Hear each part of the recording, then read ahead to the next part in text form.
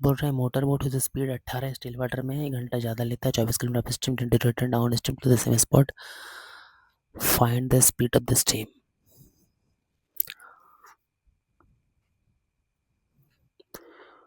तो यहाँ पे किसका स्पीड दिया हुआ है,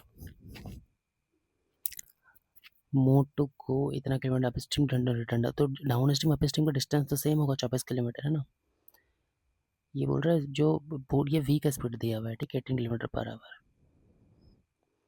और एस का नहीं दिया है, ठीक है, और 1 घंटा ज़्यादा लेता है। किस में ज़्यादा लेता है, अप स्ट्रीम में ज़्यादा लेता है ना,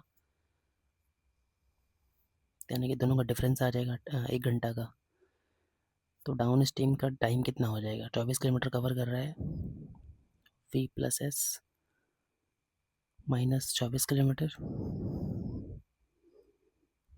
वी माइनस एस, और इसका डिफरेंस है 1 घंटा का। तो वी की जगह यहाँ पे 18 लिख देंगे, दोनों को सॉल्व करेंगे पूरे इक्वेशन को, तो एस का वैल्यू आ जाएगा। वहीं पूछा है कि स्टीम का स्पीड कितना होगा, यानी कि एस का स्पीड पूछा है वो, ठीक है।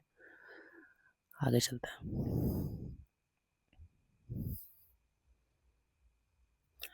बोलो find the positive root of the equation. क्या इक्वेशन है, इक्वेशन है अंडर रूट 3x का स्क्वायर देन प्लस का 6 दिस इक्वल्स टू 9। तो ये पूरा रूट अगर कटेगा तो यहाँ पे स्क्वायर लग जाएगा, एंड 3x का स्क्वायर,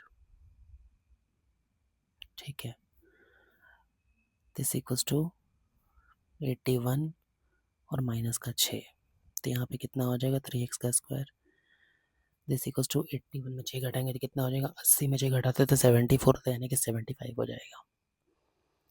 3 से काटेंगे इसको तो 3 या 6 3 5 15, X square equal to 25 then X equal to 5। Question क्या पूछा वो, पॉजिटिव रूट, 5 आंसर है, ठीक है।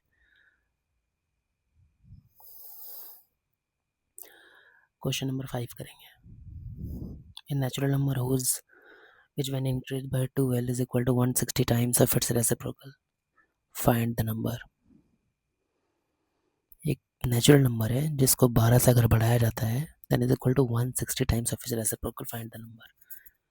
तो नंबर मान लेते हैं ए, ठीक है, उसको 12 से बढ़ा दिया गया तो plus 12 is equal to 160 times of its reciprocal, यानी कि 1/a, ठीक है।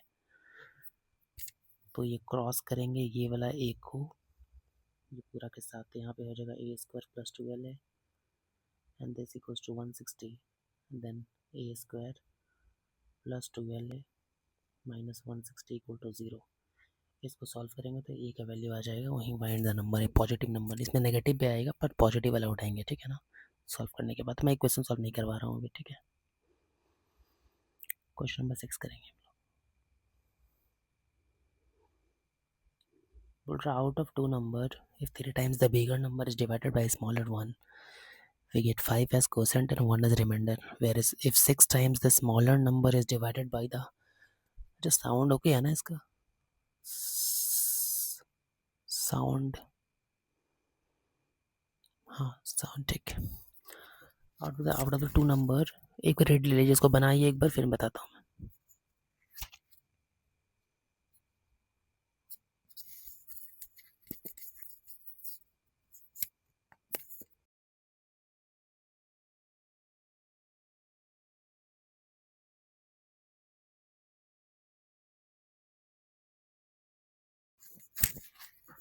क्या बोल रहा है, out of the two number if 3 times the bigger number, 3 times the bigger number, ठीक है।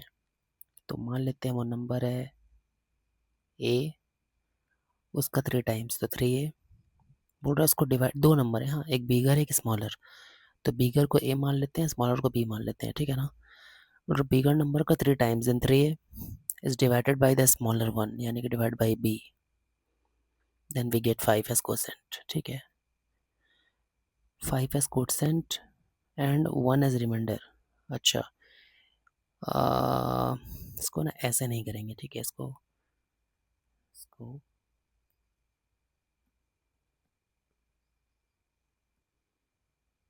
ऐसे बताते हैं पहले, देखिए यहाँ पे बोल रहे 3 times द बिगर नंबर का 3 गुना यानी कि 3 है, उसको डिवाइड किया गया स्मॉलर नंबर से यानी कि 20 है, और 5 मिलता है कोसेंट, 5% मिलता है, मतलब 5 यहाँ पे आएगा और 1 एज रिमाइंडर। तो ये सॉल्व करेगा तो नीचे कहीं 1 आएगा, ठीक है ना। तो ये पहला केस हुआ। बोल 6 टाइम्स द स्मॉलर नंबर, यानी कि 6b। इसको डिवाइड किया गया किससे, बिगर से, यानी कि a से। और द कोसेंट इज 3, यानी कि यहाँ 3 आ जाएगा, रिमाइंडर इज 6, नीचे आएगा 6। तो फाइंड द नंबर। तो हम लोग को पता है कि इसको जब इससे मल्टीप्लाई करते हैं, +1 करते हैं, तो 3 आता है, यानी कि 5b + 1 जब करेंगे ना तो हम लोग को 3 मिलता है, यही पढ़ते हैं हम लोग, है ना। और इधर क्या होता है, 3a + 6 is equal to 6b। तो ये वाला इक्वेशन नंबर है और ये वाला है इक्वेशन 1 2, दोनों को इक्वेट करेंगे तो आंसर आ जाएगा। बस इतना ही था इसमें, बस इतना ही था, ठीक है। तो मैं इसको करवा दूं या आप कर लेंगे इसको? मैं करवा देता हूँ इसको, ठीक है ना। तो कैसे कर सकते हैं हम लोग इसको, इसको इसको लिख सकते हैं 5b - 3a = -1। इसको लिख सकते हैं 6b। इतना करने का ज़रूरत नहीं है, एक सेकेंड।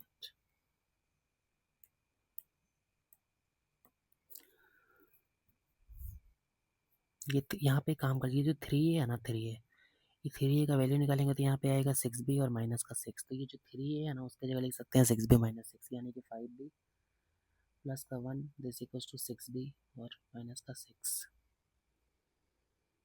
तो ये 5b इधर आ जाएगा तो हो जाएगा b, और +1 इधर आ जाएगा तो हो जाएगा 7, यानी कि b का वैल्यू क्या हो गया, एक सेकेंड, ठीक है ना सब।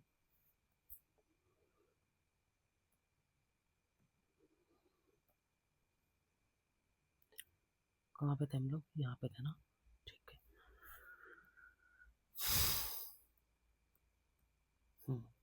तो बी आ चुका है 7। तो क्वेश्चन में क्या पूछा, फाइंड द नंबर, तो बस बी 7 है, तो कोई क्वेश्चन में पुट कर देंगे तो ए आ जाएगा। तो यहीं पे इसमें करते हैं, पुट इसमें करते हैं, ठीक है। यहाँ बी की जगह 7 रखेंगे तो ये हो जाएगा 35, 35 + 1 हो जाएगा 36, और 36 को 3 से काटेंगे तो कितना हो जाएगा, 12, यानी कि ये कितना आ जाएगा, 12। तो बस वो नंबर 7 है और 12 है, ठीक है। आगे चलते हैं। और एक लैडर है जो कि 10 मीटर लॉन्ग है और एक विंडो को टच करता है 8 मीटर अबव ग्राउंड से। Then find the distance of the foot of the ladder from the base of the wall. मान लेते हैं ये वाला वॉल है, ठीक है ना, और 10 मीटर लॉन्ग, अच्छा 8 metre above the ground window है, यानी कि 8 मीटर का ये होगा। और लैडर को ऐसे ही लगाएगा, ऐसे करके लगाएगा लैडर को, तभी तो यहाँ चढ़ पाएगा, है ना। तो ये लैडर हो गया ये वाला, कि 10 मीटर का है। और फाइंड द फुट, ये पूछा है, पाइथागोरस लगा के सिंपल ही सॉल्व हो जाएगा। तो बी निकालना होता है तो क्या करना पड़ता है, h² में से p² घटाना होता है, यानी कि 10 का स्क्वायर यानी कि 100 - 8 का स्क्वायर 64। घटाएंगे तो 36 आएगा, अंडर करेंगे तो 6 आएगा, तो ये वाला 6 है। इसमें तो कुछ भी नहीं था, ठीक है। ये समझ आ गया ना क्या किया मैंने, इसमें पाइथागोरस लगाया सिंपली, बेस निकाला सिंपल है, ठीक है ना। h² = p² + b² का यूज़ करके।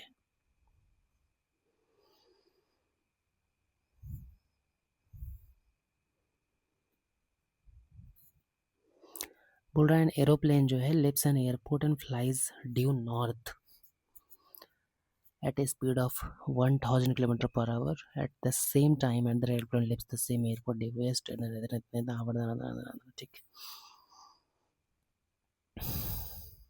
करवाता हूँ। तो एक एयरप्लेन है जो कि एक एयरपोर्ट को लीव करता है नॉर्थ की तरफ, तो नॉर्थ ऊपर होता है ना, नीचे साउथ होता है, देन इधर वेस्ट होता है, देन इधर ईस्ट होता है ना। बोल रहे नॉर्थ की तरफ गया वो, ठीक है। तो हम यहाँ से स्टार्ट करते हैं, यहाँ से ये पॉइंट से नॉर्थ की तरफ गया और स्पीड था 1000 km/h। सेम टाइम पे अनदर एयरपोर्ट जो है वो वेस्ट की तरफ गया, यानी कि एक बार इसको ट्राई कर लीजिए, ठीक है। मैं इसको करवाता हूँ, मैं पानी पी लेता हूँ, ठीक है।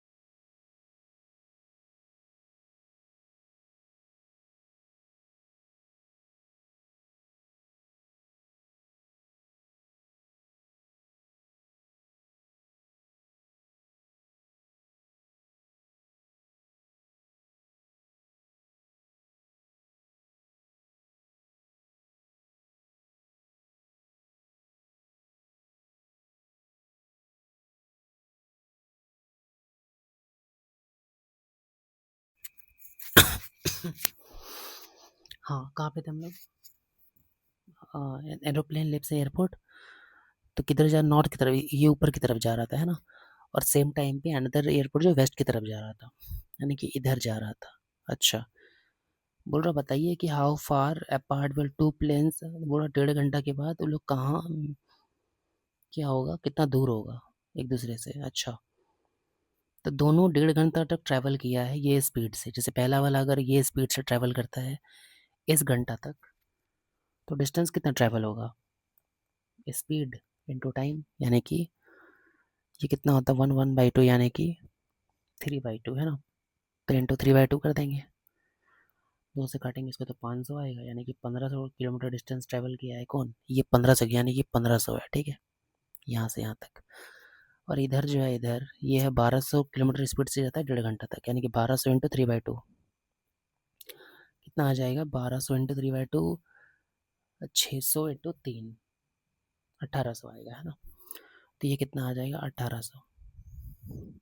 तो इसका दूरी पूछ रहा है ये वाला, पाइथागोरस लगा देंगे सिंपली, है ना? तो एच स्क्वायर लगा देंगे सिंपली, तो वो साइड निकल जाएगा और बस वही आंसर आ जाएगा। डेट्स इट, इतना ही था। तो मैं कर बताऊँ इसको, 1800 का स्क्वायर प्लस 1500 का स्क्वायर, नहीं होता ना, B square plus B square. तो 18 का स्क्वायर होता है 364, तो डबल जीरो लगा देंगे, और 15 का स्क्वायर होता है 225, फिर डबल जीरो लगा देंगे, दोनों को ऐड करेंगे, दोनों को ऐड करेंगे तो कितना आ जाएगा, 00 5 4 9 6 2 8 और 3 2 5, इतना ही आ रहा है ना, 5 4 9 6 2 8, 18 का स्क्वायर 324 होता है। अच्छा,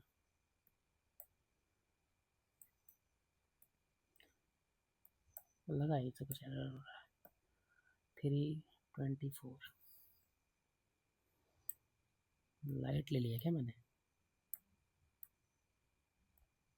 लाइट ही है, तार कैसे हो गई? अच्छा, क्या ले लिया मैंने?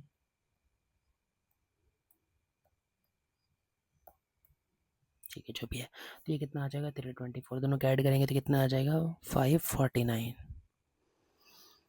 549 का अंडर रूट करेंगे तो ये जो निकलेगा वो तो करके देखना होगा, है ना? कैसे करते हैं मैं इसको सिखा देता हूँ। जैसे कि यहाँ पे अंडर रूट 549 है ना, 549 और 1 2 3 4 जीरो, सबसे पहले ये 4 जीरो का 2 जीरो निकल जाएगा, ठीक है। और ये जो 549 है ये 3 से कटता है, ठीक है ना? तो 549 को हम लोग लिख सकते हैं, इसको 3 से काटेंगे तो कितना हो जाएगा, 3 × 3 3 8 24, 9 तो 189 आ जाएगा।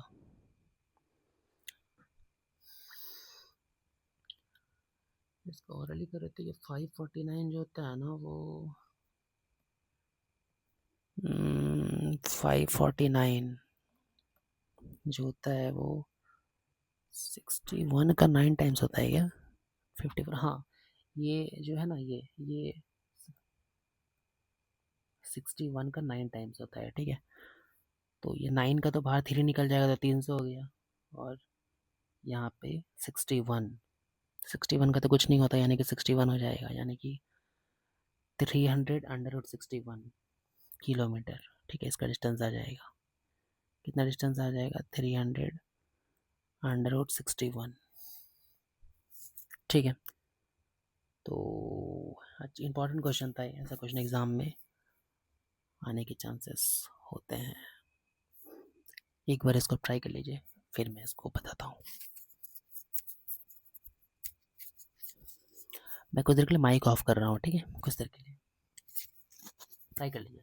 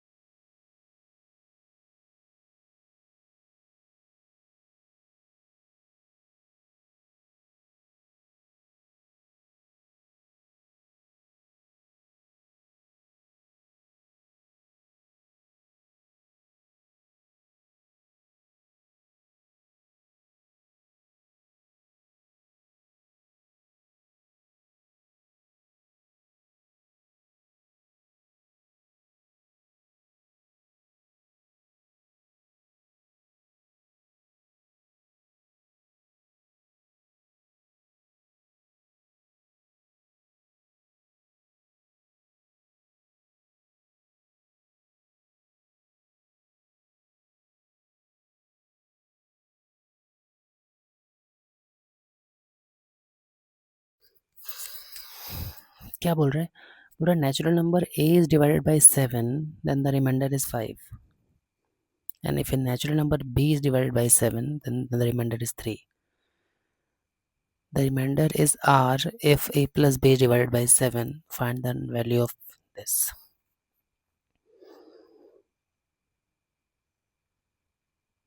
बोल रहा है a को अगर 7 से डिवाइड करेंगे ना, a को अगर 7 से डिवाइड करेंगे तो आपको रिमाइंडर 5 मिलेगा. अच्छा, और अगर b को करेंगे 7 से डिवाइड तो आपको रिमाइंडर मिलेगा 3. तो पहले तो r के वैल्यू निकालना होगा. बोल रहा है if a plus b is divide by 7. अच्छा, अगर रिमाइंडर अगर a प्लस b को 7 से डिवाइड करेंगे तो रिमाइंडर मिलेगा r. तो इसके वैल्यू निकालने के लिए r के वैल्यू निकालना होगा, तब ना इस इक्वेशन में इसमें r के वैल्यू पुट करके निकल जाएगा.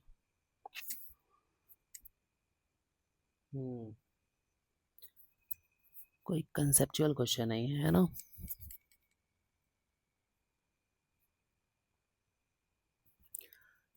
तो अगर एक काम कर सकते हैं इसमें ना, देखिए सबसे पहले तो a को डिवाइड किया 7 से तो 5 आया, और b को डिवाइड किया 7 से तो 3 आया.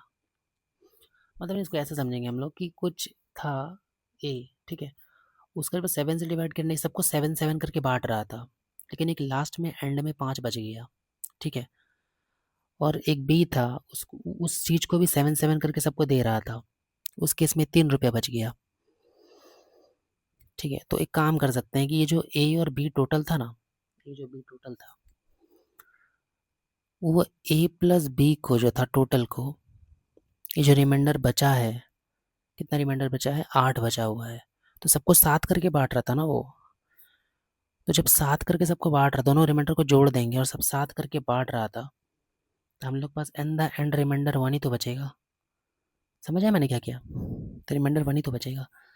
अगर रिमाइंडर 1 बचा है और इस इक्वेशन में जाके पुट करेंगे 3 इंटू 1 प्लस 5 यानी कि 8 डिवाइड 4 यानी कि 2 इज द आंसर. मैं इसको ना एक बार दोबारा बताता हूँ, ठीक है.